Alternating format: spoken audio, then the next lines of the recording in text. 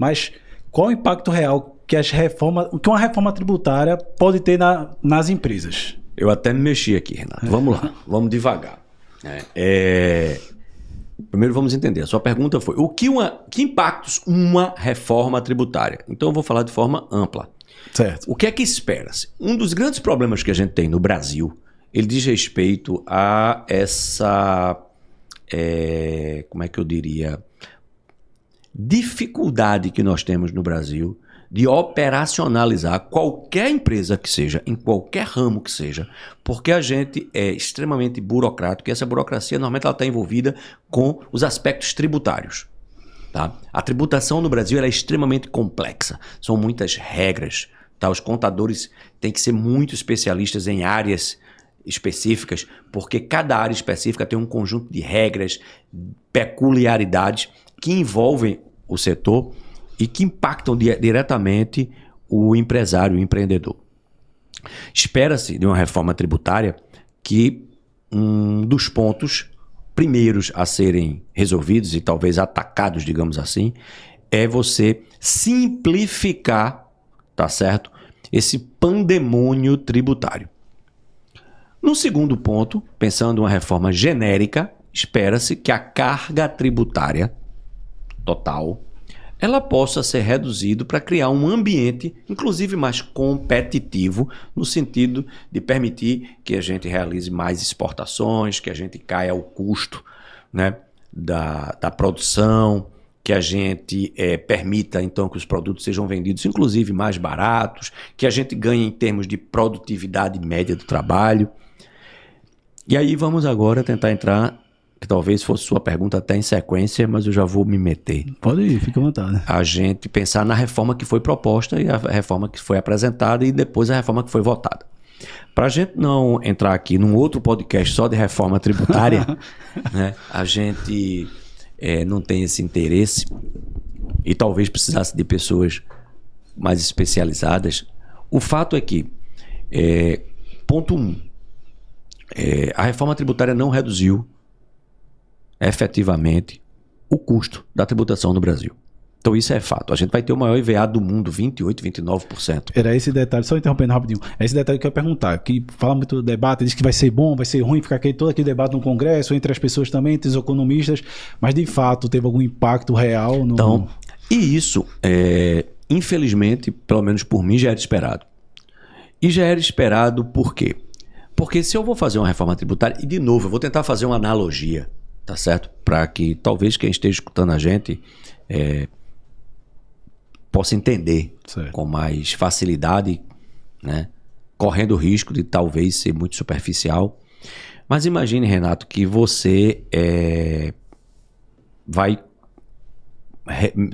Eu falei em reduzir carga tributária. Reduzir carga tributária quer dizer reduzir a arrecadação. Vamos dizer que Renato ele vai ter uma redução da sua renda.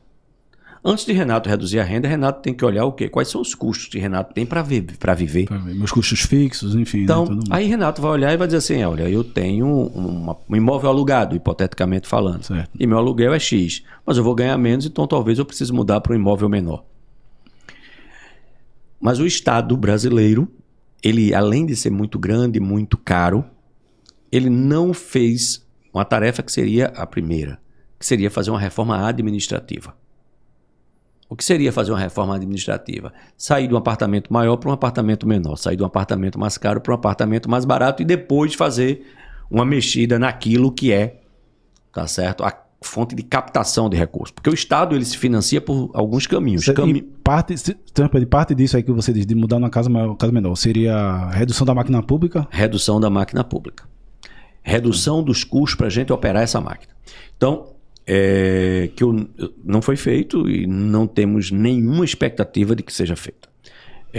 Então, o grande problema já parte daí, dessa premissa. Então, a gente já olha e diz, então, na verdade, a gente vai ter que esperar que seja realizada uma reforma tributária onde a gente não vai reduzir a carga tributária. Por quê? Porque a gente não reduziu o custo da operação, mas que pelo menos simplifique a burocracia. Porque isso já traria um ganho para as empresas. Mas fazer uma reforma tributária não é simples. a gente sabe disso, a gente sabe as dificuldades, são muitos setores que vão pressionar para ter suas vantagens. E aí o que é que aconteceu efetivamente nessa reforma? Nessa reforma, gente, tem ainda um custo. É extremamente elevado, o que impacta, inclusive, com algumas mudanças, vai impactar mais alguns setores do que outros. Por exemplo, o setor de serviços vai ser fortemente impactado. A burocracia, aparentemente, ela não foi tão simplificada a ponto, e aí eu andei olhando algumas pesquisas, a gente tem números que mostram várias coisas, mas, na verdade, o que tem sido demonstrado é que talvez a redução da burocracia ainda não seja tão importante ao ponto de reduzir custos. Ponto 1, isso é muito sério. E um outro ponto de mais curto prazo é o seguinte: nós temos um período de transição. Um período de transição com complexidade e com custos para as empresas, porque os softwares que essas empresas usam precisaram ser adaptados, modernizados para atender às novas regras. E essas empresas que produziram e fornecem esses sistemas precisaram readaptar. Alguns sistemas são mais antigos, não foram nem capazes de uma repaginação, digamos assim, para a gente falar de forma bem superficial. Então, algumas empresas tiveram que realmente trocar sistemas. Isso tem um custo alto, não só o custo de aquisição, mas o custo de você colocar em operação, um custo de aprendizagem, de você utilizar aquele software.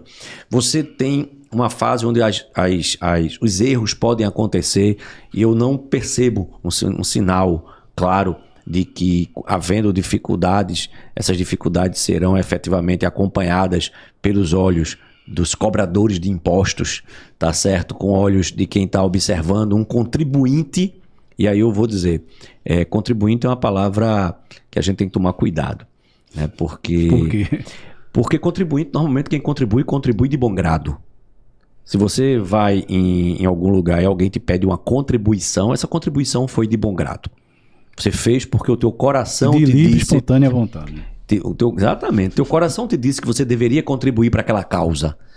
E quando a gente chama alguém que paga imposto de contribuinte, a gente está querendo dizer que aquela pessoa pagou o imposto porque de coração e de bom grado ela acredita que aquela causa merece que ela entregue boa parte dos recursos que ela construiu com muito suor e lágrima, né? Porque ela crê na causa. E nem sempre, talvez algum abnegado, tá certo, tem a tendência de ir por esse caminho. Mas eu diria que a grande maioria, na verdade, não são contribuintes, são simples pagadores de impostos.